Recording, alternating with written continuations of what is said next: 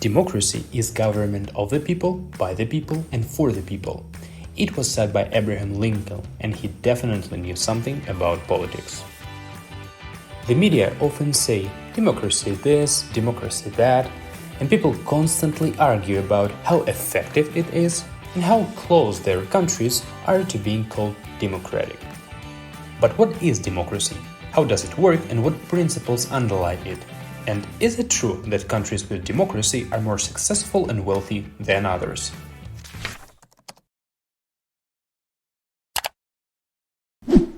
In fact, democracy is the oldest form of government known to people. Indeed, when everyone around is hunters and gatherers, it is difficult to resolve issues in any other way than through general discussion. But over time, everything changed. Some people had more wealth and therefore more power over others. So we came to the most traditional form of government, when a strong and wealthy minority dominates the rest of the majority. But it was necessary to justify why power of the strong and wealthy would be inherited by their descendants. So we invented monarchy. But democracy appeared in antiquity in the city-states of ancient Greece, in Athens. It was quite interesting. All free citizens of the city-state had the right and even the duty to participate in the political life of the city. Everyone gathered in the town square and decided important issues by voting. Major officials were appointed by lot. In one vessel, they put black and white beans, and in another, the name of the candidates. Then they simultaneously pulled out a name and a bean. If the bean was white, you had to work for the glory of the city-state. This is how even archons, the highest officials of the city, were chosen. For example, this is how the legendary Themistocles, one of the founding fathers of democracy, was chosen. Athenians believed that in this way they nullified any attempts by politicians to gain the trust of citizens. Modern election campaigns would be simply useless with such a lottery. And to make sure no one thought of seizing power, people were periodically expelled from the city.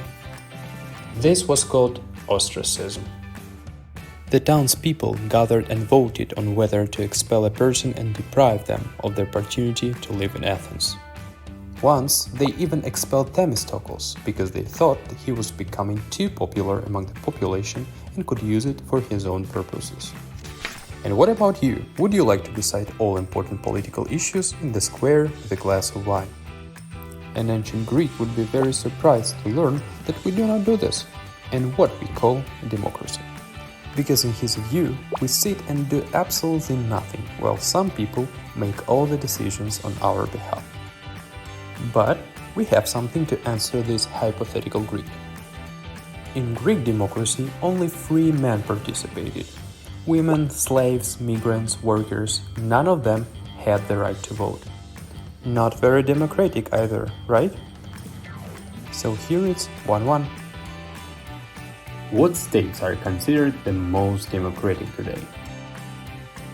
Is Greece among them centuries later? The idea of democracy has come a long way. It only became fashionable after World War II. For some reason, all politicians realized that this word seemed to give them weight in the eyes of the people and other states. And it is much easier to do all sorts of bad things on behalf of the citizens. Now, out of more than 200 states in the world, only 7 do not call themselves democratic. Even the most notorious political regimes strive to prove that they exist as a government of the people, by the people, and for the people. What is real modern democracy?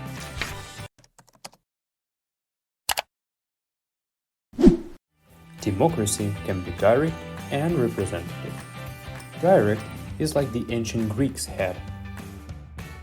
It is difficult to imagine this in modern countries, but almost everywhere there is the last tool of direct democracy: referendums. In Switzerland, they are held several times a year on various issues. For example, recently they decided not to raise the retirement age. But even with referendums, the main problem remains the tyranny of the majority.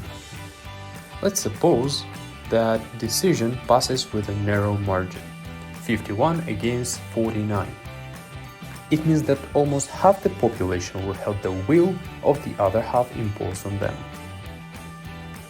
How right and fair is it? Modern democracies provide many ways to solve this problem. Representative democracy, when we elect people to represent us, giving them the power and rights to make political decisions. In such system, the main form of political participation is not so much about whom we elect, but how we elect them. Democratic systems can vary widely, parliamentary or presidential. We can elect both local and national governments. The main thing is that everyone has a real opportunity to participate in elections and influence the outcome. But elections are held everywhere. To be a true democracy, a country must adhere to these principles. First, free and fair elections. Anyone should have the right to run for office. Depriving someone of this right on flimsy grounds is unacceptable. Anyone should be able to vote for any political force they choose, and no one should restrict this right. Elections should be conducted freely. No one should restrict campaigning, force people to vote for someone specific, or falsify results. Constant elections, where it is really possible to lose power, usually make politicians act in the voters' interest. Here, justified criticism often arises. For example, the presidential campaign in the USA costs over $1 billion. It's clear that such funds can only be raised with the help of major sponsors who can pressure politicians, though it's not always the case. For instance, Barack Obama ran his campaign almost exclusively with the help of small donations from ordinary voters. There is also the issue of vote equality. People often ask, how is that possible? The vote of an academic equals the vote of a homeless person. But that's the point of democracy. People are citizens of their country regardless of their social status and experience. They should have the opportunity to influence politics, and no one should limit this opportunity. Second, a multi-party system and competitiveness. A multi-party system is the foundation of democracy.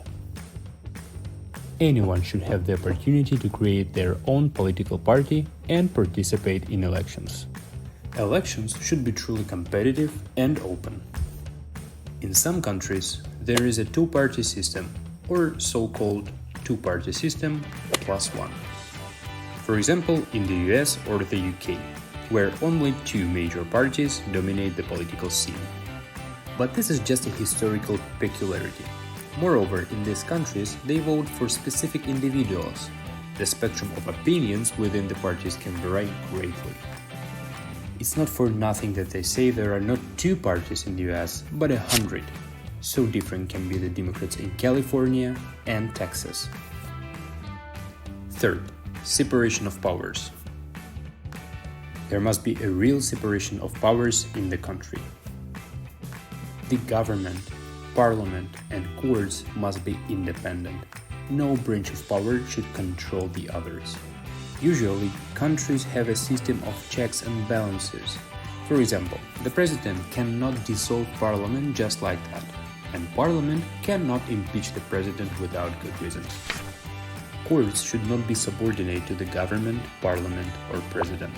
Their independence and ability to resolve issues independently are crucial to democracy. The rule of law and the protection of human rights. Human beings, their rights and freedoms are recognized as the highest value. The authorities should not restrict or interfere with people's lives in any way. Everyone should be equal before the law, regardless of their status and society. Freedom of speech and absence of censorship. Freedom of speech allows everyone to openly discuss political issues. Criticism of the regime and the current state of affairs is the driving force of modern democracy, without which real development is impossible. if the authorities try to limit the opportunity to express opinions and support certain political forces, even under the guise of good intentions. This is a red flag. Let's see what you remember about the basic principles of democracy. Find what doesn't relate to the basic principles of democracy. Freedom, censorship, alternativeness, separation of powers. Great, you're doing well in remembering everything clearly. Okay, we've covered the principles of democracy, but what about its problems? And why haven't we come up with anything better?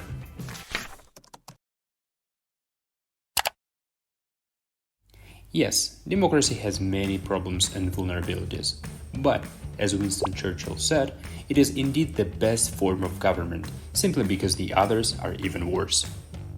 Studies show that democratic states are wealthier, more successful, and happier than authoritarian ones. And to address the accumulated problems, modern democracies propose new models and solutions. First, participatory democracy. Modern democracies strive to involve as many people as possible in politics. People should participate in the political life of their country and city, discuss and solve the problems, monitor the quality of decision implementation.